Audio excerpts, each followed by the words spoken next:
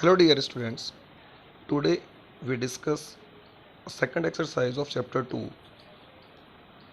First exercise based on the topic Cartesian product of set and second exercise is purely based on the topic relation. Relation को अगर हम लोग हिंदी में बोलें तो इसका मीनिंग संबंध होता है, यानी कि जैसे नॉर्मली हम लोग देख सकते हैं घर में भी बहुत सारे रिलेशंस होते हैं। आपका भाई के साथ रिलेशन हो गया, मम्मी के साथ रिलेशन हो गया, फादर के साथ रिलेशन हो गया।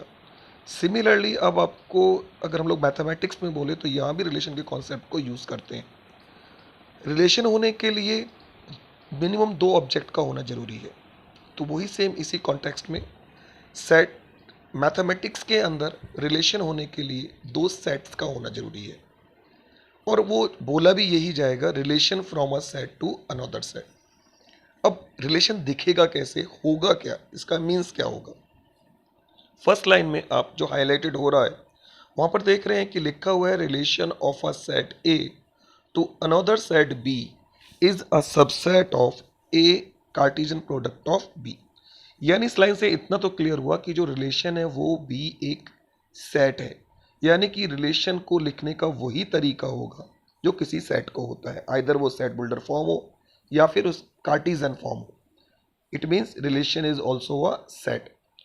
और ये भी इससे जो मैटर करता है कि रिलेशन के अंदर किस सेट से किस सेट पे है, यानी अगर बोला जाए कि relation from a set A to another set B then R is the subset of A cross B. और अगर इसको उल्टा कर दिया जाए कि relation of a set B to another set A then clear है R is the subset of B cross A. इसका लिखने का वे क्या है जो आपको आगे हाईलाइट दिखाई दे रहा है इसी लाइन में, इसको बोला जाएगा R defined from A to B. R उसके बाद आपको कॉलन का साइन दिखाई दे रहा है जिसको डबल डॉट दिखाई देते थे, उसके बाद ए एरो का साइन दिखाई दे रहा है, फिर बी है, इसको यही बोला जाएगा जो पढ़ा जाएगा R defined from A to B. What is R? R is the name of the relation. It is always related represented by capital letters. क्यों? Because it is also a set. Secondly आता है जो question एक normal हमारे exercise में दे भी रखा है, उसके अकॉर्डिंग क्वेश्चन में क्या है, एन ए अगर मैंने माना कि एक सेट के अंदर दो एलिमेंट्स हैं और दूसरे सेट में तीन एलिमेंट्स हैं, यानी n A is equals to two है और n B is equals to three है, then number of relations from A to B is equals to two raise to the power six. ये इसका answer है। कहाँ से आया? एक्चुअल में ऊपर अभी हमने पढ़ा कि रिलेशन क्या है, हमारा सबसेट है। And what is the formula to find the number of subset? Two raise to the power number of elements in the set. तो यहाँ पर अगर हम रिलेशन की बात कर रहे हैं फ्रॉम ए टू बी तो इट मीन्स हम किसके सबसेट की बात कर रहे हैं? ए क्रॉस बी के सबसेट की बात। और ए क्रॉस बी में कितने एलिमेंट्स होंगे? N A into n B. तो इसीलिए इस केस में जो आपका आंसर है वो two raise to the power six है। नीचे मैंने कुछ यहाँ पर रिलेशंस दिखाए हुए हैं, जैसे एम्प्टी रिलेशन। एम्प्टी रिलेशन को हम लोग ऑब्वियसली बात है किसको कहा जाएगा, जब एक ऑब्जेक्ट का यानी एक सेट से दूसरे सेट में कोई भी रिलेशन नहीं होगा, उसमें कोई भी कंडीशंस नहीं होगी। अब रियल लाइफ में भी ऐसे हो सकता है, आपके आसपास दो फैमिलीज हो, आपकी फैमिली है और एक और आपसे दूर एक फैमिली है, कोई भी मेंबर दूसरे मेंबर को नहीं जानता, तो इट मीन्स क्या हो गया कि आपकी फैमिली का कोई भी मेंबर उस फैमिली के किसी मेंबर से रिलेट नहीं करता, तो इट मीन्स उस केस में वो कैसी कही जाएगी? Empty relation. और बाई चांस आपके अंकल की है या और कोई रिलेशन रिलेटिव है, ब्लड रिलेशन है, हर मेंबर दूसरे मेंबर को जानता है, तो उस केस में उसको क्या बोला जाएगा? Universal relation. आगे हम लोग पढ़ेंगे कि डिफरेंट डिफरेंट रिलेशंस दे रखी होंगी, जैसे फादर मदर डॉटर सन, जो हमने बोला ये सब रिलेशन है। ऐसे ही डिफरेंट डिफरेंट रिलेशन आप इस एक्सरसाइज के अंदर पढ़ेंगे। सेट्स के फॉर्मेट में लिखने का तरीका क्या होगा, जैसे ये क्वेश्चन में आपको नीचे हाईलाइट दिखाई दे रहा है, R is defined from A to B then R is equals to, ये ऑर्डर्ड पेयर, क्योंकि ए क्रॉस बी का सबसेट और डेफिनेटली उसके एलिमेंट्स कैसे होते हैं? ऑर्डर्ड पेयर की फॉर्म में होते हैं, तो R is equals to x y such that relation between x and y, यानी क्वेश्चन में गिवन होगा इस तरीके से आपको दे रखा होगा relation between x and y, ये क्वेश्चन के अंदर प्री डिफाइंड होगा। बट ध्यान की चीज का रखना है, x definitely belongs to A and y definitely belongs to B. तो ये जो relation between x and y जो हाईलाइट करा हुआ है ये आपको अलग अलग क्वेश्चन में अलग अलग दे रखा होगा। एक क्वेश्चन करके देखते हैं, एक्सरसाइज 2.2 का क्वेश्चन नंबर फर्स्ट ही लेते हैं।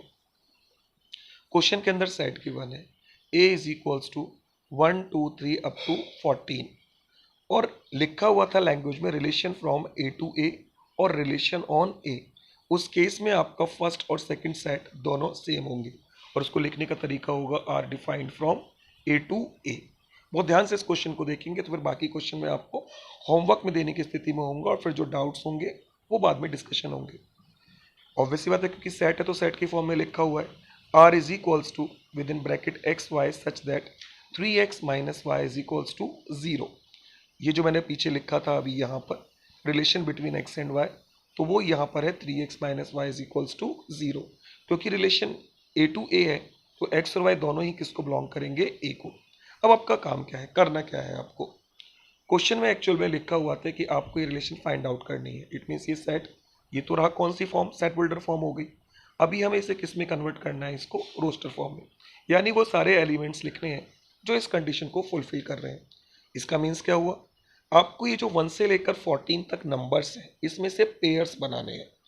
वो जो पेयर्स होंगे वो इस रिलेशन यानी इस इक्वेशन को सेटिस्फाई करेंगे। Which one, 3x minus y is equals to 0। आप इसमें हिट एंड ट्रायल मेथड भी लगा सकते हैं। कैसे हिट एंड ट्रायल मेथड, आप कोई भी एलिमेंट लें x के प्लेस पर और उसके साथ पेयर बनाएं किसी भी y का। बहुत सारे पेयर बनेंगे ऐसे, अगर मैं बात करूं तो काफ़ी सारे बनेंगे। 14 इंटू 14 196 पेयर बनेंगे। कैसे, मैंने बोला 14 इंटू 14, इस टॉपिक को हम लोग आगे पढ़ेंगे। यानी हर एलिमेंट ए क्रॉस ए की हम बात कर रहे थे, अपने आप से पेयर बनाएगा। तो it means n A cross A is equals to कितना होगा, 14 इंटू 14 196। यानी 196 एलिमेंट आ सकते हैं ए क्रॉस ए के अंदर। लेकिन हम 196 को तो नहीं देखेंगे, तो फिर हम इसका और तरीका कैसे सोच सकते हैं। 3x minus y is equals to 0 को हम y is equals to 3x लिख सकते हैं। जैसे मैंने इसको y is equals to 3x लिखा, अब थोड़ा सा आपके लिए आसान होगा। आप x के प्लेस पर अगर 1 सब्सटीट्यूट करेंगे तो y की वैल्यू 3 मिल जाएगी। यानी इजीली आपको पहला एलिमेंट 1 3 मिल गया। अब अगर आप x के प्लेस पर 2 सब्सटीट्यूट करते हैं तो y की वैल्यू 6 मिल जाएगी। यानी दूसरा एलिमेंट आपको 2 6 मिल गया। सिमिलरली x के प्लेस पर 3 पुट करने पर 9 और 4 पुट करने पर y की वैल्यू 12। तो उन 196 एलिमेंट में से केवल ये 4 एलिमेंट्स हैं जो इस कंडीशन को सेटिस्फाई कर रहे हैं। तो इस तरह से ये आपकी एक रिलेशन की कार्टिजन क्या बोल सकते हैं उसको, रोस्टर फॉर्म तैयार हो गई। ये है इसका पहला आंसर। एक नया वर्ड आपको मिलेगा यहाँ पर, डोमेन, डोमेन ऑफ रिलेशन। और what is the domain of relation. Actual में अगर हम डोमेन ऑफ रिलेशन में देखें तो domain of relation is also a set. और मैंने उस सेट में कौन से एलिमेंट्स लिए हैं, 1 2 3 4। और अगर आप रिलेशन में देखें तो हर ऑर्डर्ड पेयर का जो फर्स्ट एलिमेंट है वो मैंने डोमेन के प्लेस पर लिया है। यानी जो x के प्लेस पर हमने वैल्यू सब्सटीट्यूट की थी वो हमने किसके प्लेस पर ली है, डोमेन के प्लेस पर। तो इस तरह से अभी आप स्टार्टिंग स्टेज में डोमेन को ऐसे याद रखेंगे, फिर आगे जाकर हम डोमेन के डेफिनेशन को अलग तरीके से पढ़ेंगे। कोडोमेन की बात करें, कोडोमेन भी इस क्वेश्चन में पूछा गया था। मैंने लिखा है कोडोमेन ऑफ आर के इज इक्वल्स टू ए, और साथ में यहाँ पर सेकंड वन लिखा हुआ है। सेकंड वन का मतलब ये जो ऊपर आपका रिलेशन फ्रॉम ए टू ए बोला हुआ था, तो उसमें जो फर्स्ट सेट था वो भी ए था और जो सेकंड सेट था वो भी ए था। तो जो सेकंड वाला सेट होगा कंप्लीट, उसे कोडोमेन कहा जाएगा। अगर यहाँ पर relation from A to B होता तो जो सेकंड सेट बी था उसको हम लोग कोडोमेन कहते हैं। तीसरी चीज इस क्वेश्चन में पूछी गई थी, रेंज। और व्हाट इज रेंज। रेंज में आप देखिए मैंने 4 एलिमेंट लिए हैं, 3 6 9 12। और 3 6 9 12 ऊपर रिलेशन में क्या है, सेकंड कंपोनेंट है।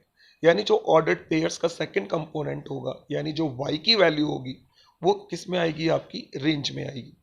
और क्लियर है, ये जो रेंज होगा ये हमेशा क्या होगा, आपका कोडोमेन का सबसेट होगा। यहाँ पर मैंने एक एरो डायग्राम भी दिखाया हुआ है। ये भी एक तरीका होता है किसको लिखने का, आपके इन एलिमेंट्स, इसकी फॉर्म को लिखने का। तो मैंने सेट ए के अंदर 1 2 3 4 अप टू 14 लिखा। सेट बी में भी मैंने अप टू 14, बी क्योंकि यहाँ पर ए ही है, समझाने के लिए मैंने उसको लिख दिया। तो जो आपका डोमेन है वो कहाँ से निकलेगा, सेट ए से। जो कोडोमेन है वो कहाँ से निकलेगा, सेकंड सेट से। तो यहाँ पर आपका सेकंड भी सेम है तो वो कंप्लीट कोडोमेन होगा। बट डोमेन के अंदर क्या आएगा, केवल वही एलिमेंट्स आएंगे जहां से एरो निकल रहा है। ये हमने मैचिंग द कॉलम टाइप में कर दिया। 1 को 3 से ज्वाइन कर दिया, 2 को 6 से ज्वाइन कर दिया, 3 को 9 से ज्वाइन कर दिया और 4 को 12 से ज्वाइन कर दिया। तो क्लियर है, थोड़ा काफ़ी हद तक क्लियर हुआ होगा। सेट ए के जो एलिमेंट जिनसे एरो निकल रहा है वो आपका डोमेन बनाएंगे। कंप्लीट सेट जो आपका सेकंड है, जो यहाँ पर ए ही है, वो आपका कोड डोमेन बनाएगा। और जहाँ पर एरो का एंड हो रहा है, एंडिंग पॉइंट है, यानी जो एक तरीके से आंसर्स हैं, वो आपके रेंज बनाएंगे। तो मैं ऐसे भी कह सकता था, जो आपने एक्स की वैल्यूज इनपुट की थी, यानी सेट ऑफ इनपुट, वो डोमेन था। जो आपका सेट ऑफ आउटपुट था, जो आंसर आए थे, वो कोड, वो आपका रेंज था। और जो कंप्लीट सेट था आपका सेकंड, वो आपका कोडोमेन था। तो इस तरीके से हम इसको एरो डायग्राम की हेल्प से भी दिखा सकते हैं। इसका जो सेकंड क्वेश्चन एक्सरसाइज का, उसमें क्या गिवन था, इसको शॉर्ट में पढ़ेंगे। सेट ऑफ नेचुरल नंबर हमें दिया हुआ था, वो हम जानते हैं 1 2 3 अप टू इन्फिनिटी। रिलेशन थी फ्रॉम एन टू एन, तो मैंने एन टू एन ही लिखा। और ये उसकी roster form, set holder form थी। X y such that y is equals to x plus 5, x belongs to N. Obviously बात है, एक्स और वाई दोनों ही एन को ही बिलोंग करेंगे। बट एक्स की एक कंडीशन और दे रखी है, x is less than 4। X 4 से छोटा है, यानी जो एक्स की वैल्यू है वो आप केवल 1 2 3 ही ले सकते हैं, ऐसा इस क्वेश्चन में गिवन है। Y belongs to N, clear है, वाई भी आपका नेचुरल नंबर ही होगा। तो जब मैं इस इक्वेशन में x की वैल्यू 1 पुट करूंगा तो y की वैल्यू 6 मिलेगी, x की वैल्यू 2 पुट करूंगा तो y की वैल्यू 7 मिलेगी, और x की वैल्यू 3 पुट करूंगा तो y की 8। इससे ज़्यादा मैं वैल्यू सब्सटीट्यूट नहीं कर सकता। तो इस तरह से हमारा ये सेट R तैयार हो गया। और ये भी आपकी एक रिलेशन है जो क्वेश्चन में हमें गिवन थी। तो हमने आज 2 ही क्वेश्चन करे हैं। अब बाकी जो क्वेश्चन 4 5 क्वेश्चन रहते हैं, उनको अपने आप ध्यान से पढ़ेंगे, उनको समझने की कोशिश करेंगे। जहाँ कहीं डाउट्स होता है उसे अंडरलाइन करेंगे, और मुझे आप इसको सेंड कर देंगे, जिससे हम पर्टिकुलर उन्हीं क्वेश्चंस पर आराम से ध्यान से उसको देख सकते हैं। Have a nice day, take care.